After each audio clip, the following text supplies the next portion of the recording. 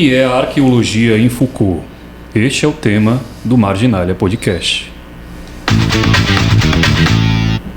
Olá pessoal, aqui é o Tadeu de Oliveira, jornalista, doutorando do programa de pós-graduação em Ciências Sociais da UFRN. Estamos aqui em mais um episódio da série São o professor Josenildo Soares Bezerra, diretor do Centro de Ciências Humanas, Letras e Artes da UFRN, Xichila, pós-doutor em Antropologia do Corpo pela Universidade de Estrasburgo, na França, doutor em Estudos da Linguagem pela Universidade Federal do Rio Grande do Norte, a nossa UFRN, um grande especialista, uma pessoa que obviamente domina e tem os conceitos necessários para essa discussão. Professor Josenildo, muito obrigado, é uma honra ter o senhor aqui, muito obrigado pela sua presença. Muito obrigado, Tadeu, obrigado ao Marginalia pelo convite. É uma satisfação, uma alegria grande vir falar, sobre Foucault e sobre arqueologia, que é o tema dessa sessão. Certo, professor. Antes dessa nossa discussão sobre a arqueologia em Foucault, é interessante, professor, até para o nosso ouvinte, que conheça os trabalhos dos nossos entrevistados, dos nossos convidados. Qual a sua relação, professora, da sua produção acadêmica com a obra de Foucault? Ok, eu tive contato com Foucault quando eu comecei a fazer o mestrado aqui nas Ciências Sociais, Departamento de Ciências Sociais, com a orientação do professor Alípio de Souza Filho. Então, o professor Alípio me orientou no tempo a ler alguns textos para ver se o meu trabalho teria aquele direcionamento e foi, assim, paixão à primeira vista, né? E de lá para cá já tem 22 anos que eu tenho me aprofundado, lido, comprado materiais, então assim, compilado materiais sobre Foucault e a sua trajetória. Muito interessante, professor.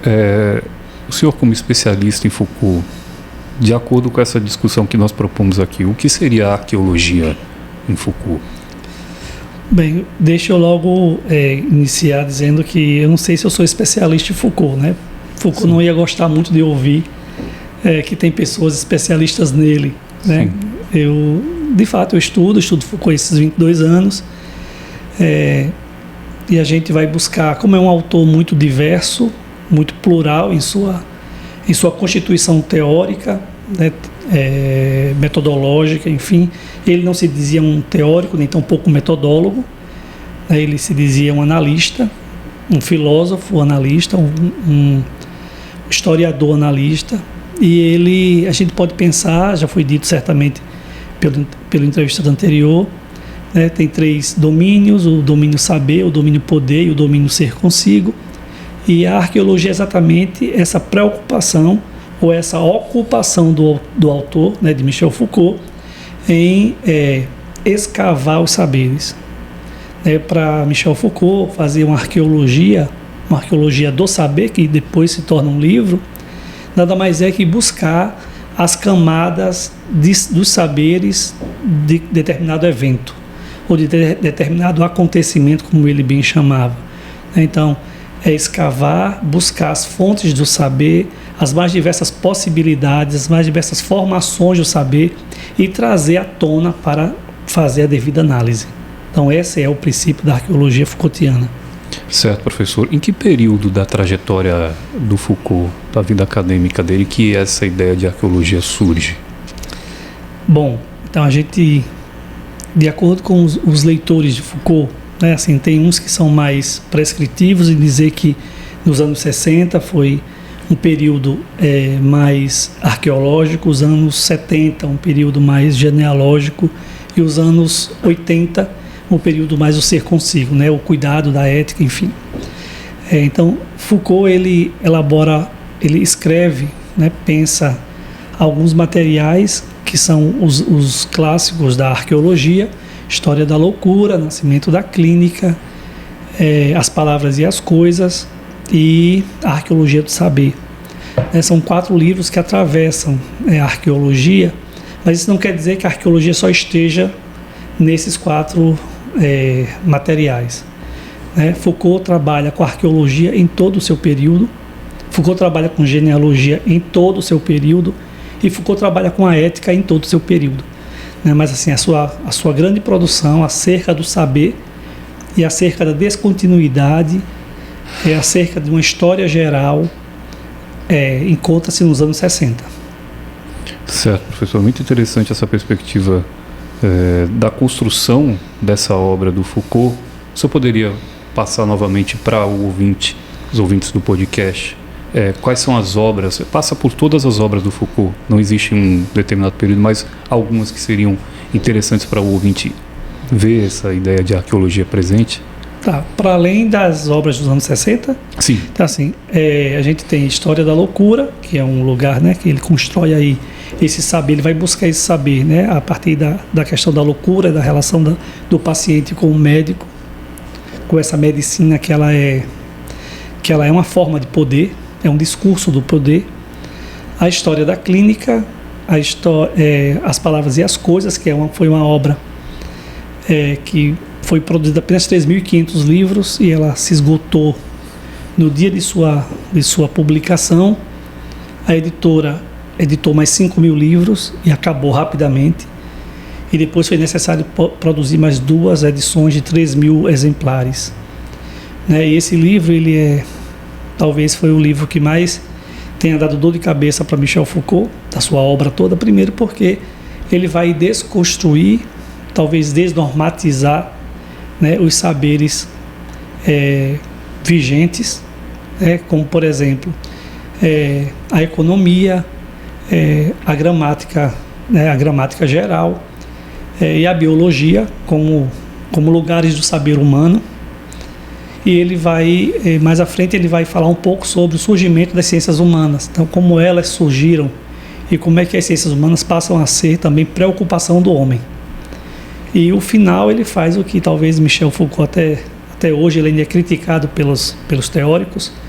Ele mata o homem, né? Nietzsche mata Deus, Foucault, seguindo seus passos, mata o homem, né? Ele diz que o homem moderno é um homem que está prestes a desaparecer, né? Mas assim, é importante pensar que homem é esse, né? Era um homem que era a sede do saber, ou seja, o homem lá do positivismo, né, que era o grande mestre, que era o grande, vamos pensar, seria o sol, né? E Foucault desconstrói essa perspectiva, né? O homem ele é um sujeito arqueológico que apareceu e que desaparecerá como um desenho na borda da areia, quando o mar passa por cima e desaparece. Então, esse é um clássico que eu acho que todos devem ler. Quem deseja estudar um pouco arqueologia tem que ler As Palavras e as Coisas. Não é um livro dos mais fáceis. E termina entre aspas, né, nesse período, com a Arqueologia do Saber, que é um livro que ele vai responder em parte o que ele fez nas Palavras e as Coisas. Só que ele vai trazer algumas coisas mais, como dizem que é o método. Alguns autores dizem que é o método de fato de Foucault. Está nas Palavras e está na Arqueologia do Saber. Por quê?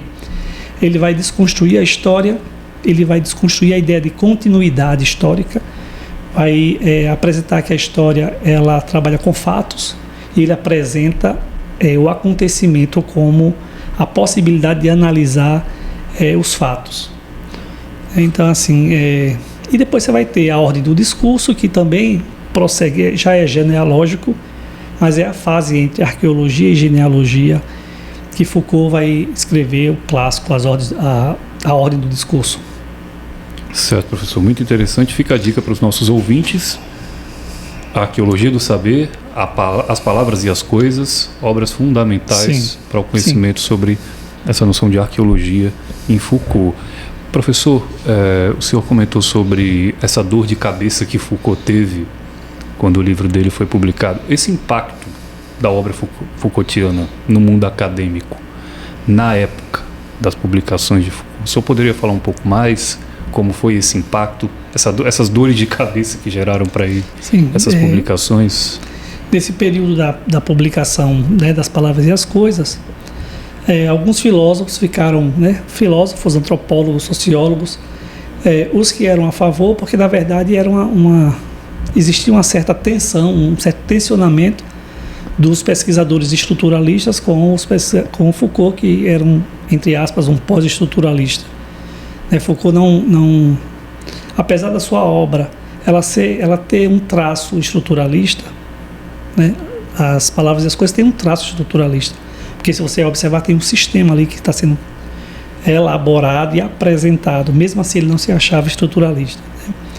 Então há um tensionamento muito grande com Claude Lévi-Strauss, né, que inclusive publica isso nos jornais parisienses, que a obra era tão difícil que ele não conseguiu passar das primeiras páginas, né, dada a densidade dessa obra. Então, assim, Foucault sai ele ia para Vincennes, mas depois decidiu trabalhar na Tunísia, dar aula de filosofia na Tunísia, e ele vai exatamente nesse período de angústia, né, de questionamento sobre a obra dele, sobre ele, o que ele era, se ele era um estruturalista, se ele era um pós-estruturalista, se ele estava numa perspectiva da história nova, né, da história geral.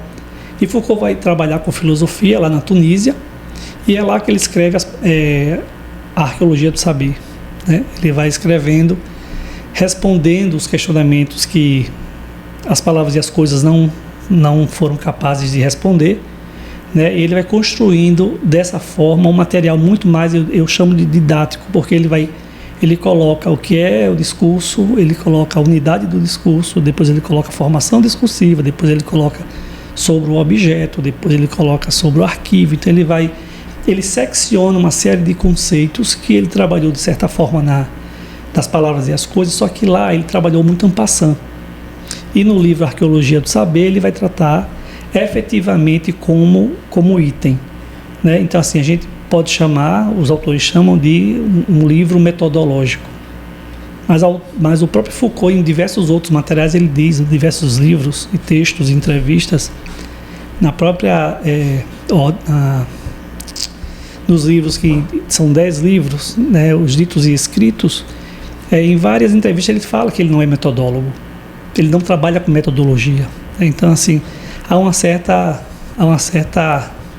talvez confusão sobre o que é método, o que é teoria nele, que ele não se dizia teórico, nem se dizia metodólogo, ele se dizia um analista.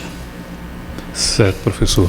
Sobre essa noção de arqueologia, temos alguns acadêmicos de hoje em dia, atualmente, que trabalham com essa perspectiva, alguns trabalhos que nós podemos citar, que têm essa perspectiva Foucaultiana, que seguem essa tradição, enfim, se é que podemos chamar de tradição, né? Tem alguns trabalhos assim de alguns pensadores de hoje em dia que estão em discussão na academia? Olha, na verdade existe não sei se seguidor é a palavra mais adequada, eu creio que não, mas existe uma série de autores e de pensadores e de pesquisadores, não só no Brasil e no mundo, né, que se dizem seguidores de Foucault. No Brasil a gente tem vários grupos, a gente tem o grupo Cidade, que é formado por pesquisadores da Paraíba, a gente tem na UFSCar um grupo também formado por pesquisadores, na Unicamp tem outro grupo de pesquisadores, cada um trabalhando as teorias Foucaultianas sobre um olhar, né? Seja da filosofia, seja o olhar da linguística, porque tem uma vasta quantidade de pesquisadores que trabalham a linguística a partir do olhar Foucaultiano, né? Aqui a gente tem alguns grupos de estudo, grupos de pesquisa que trabalham, são professores que trabalham, que publicam no Brasil e no mundo.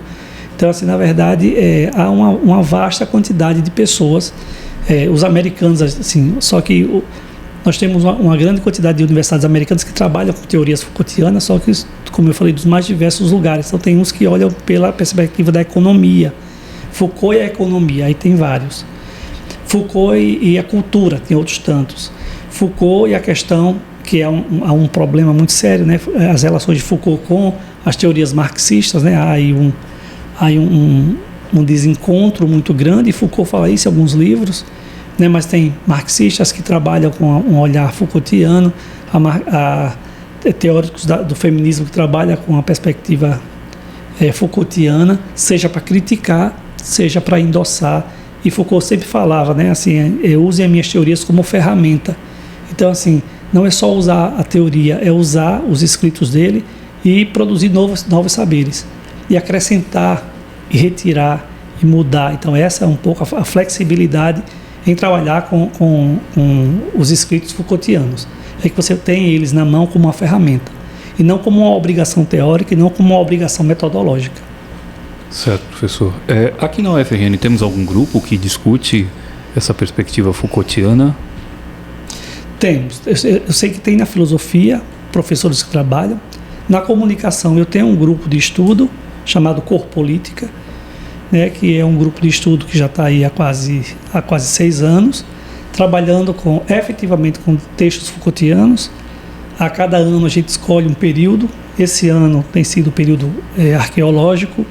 O ano passado a gente trabalhou com o período da ética, ou seja, passamos um ano lendo os livros, os textos, produzindo artigos, viajando para eventos, apresentando as nossas produções. Então, assim, mais próximo de mim, certamente, é o Corpolítica, do qual eu sou líder.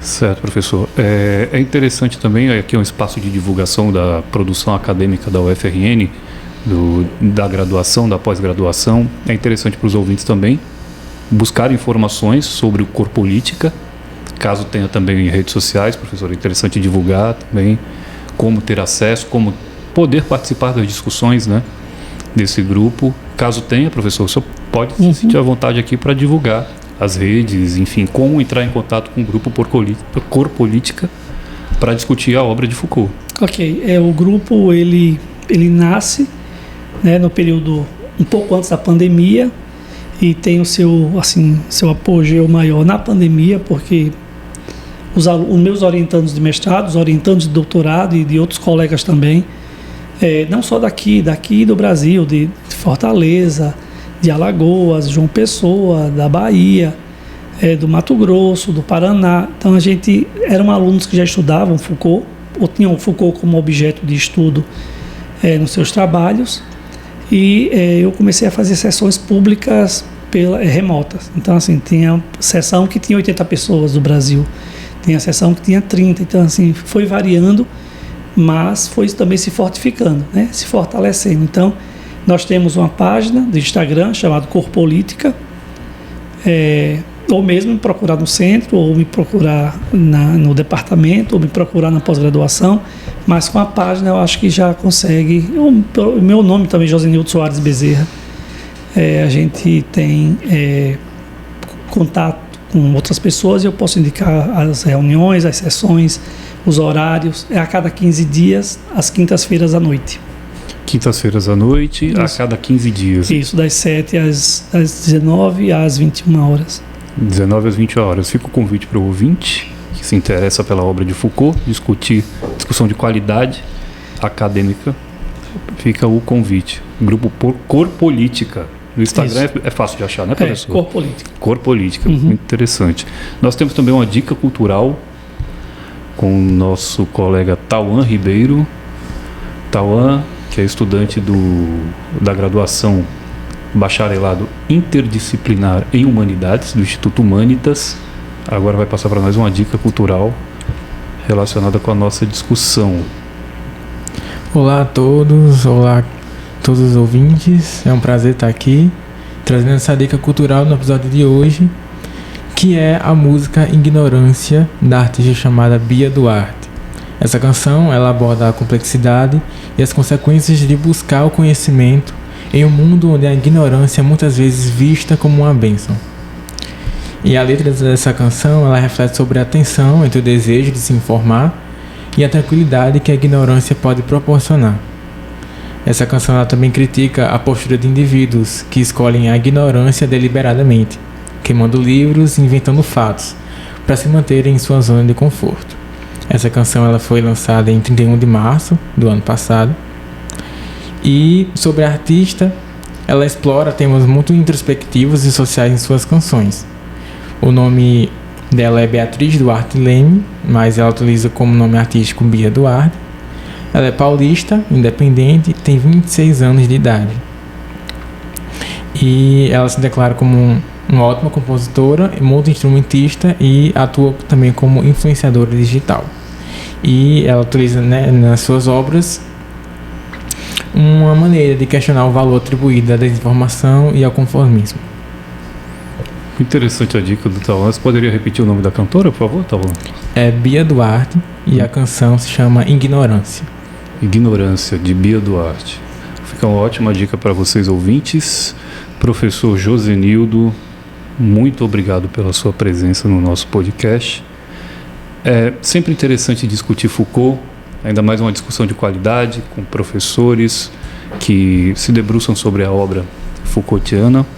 E fica o convite, professor, para próximas discussões que nós teremos.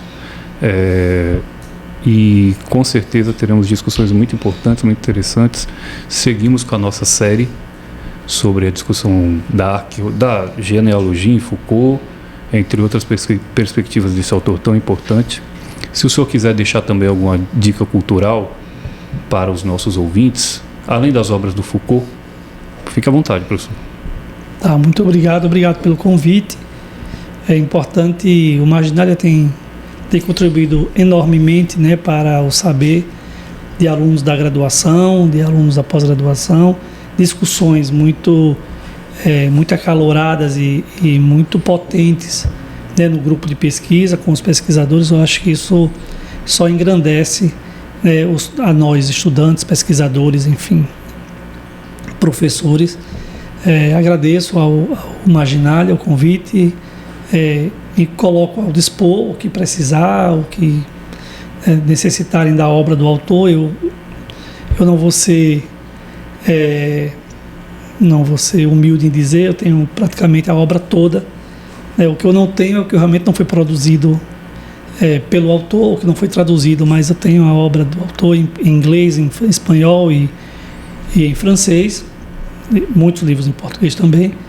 Então, acho que esse tem sido a nossa cachaça acadêmica, né?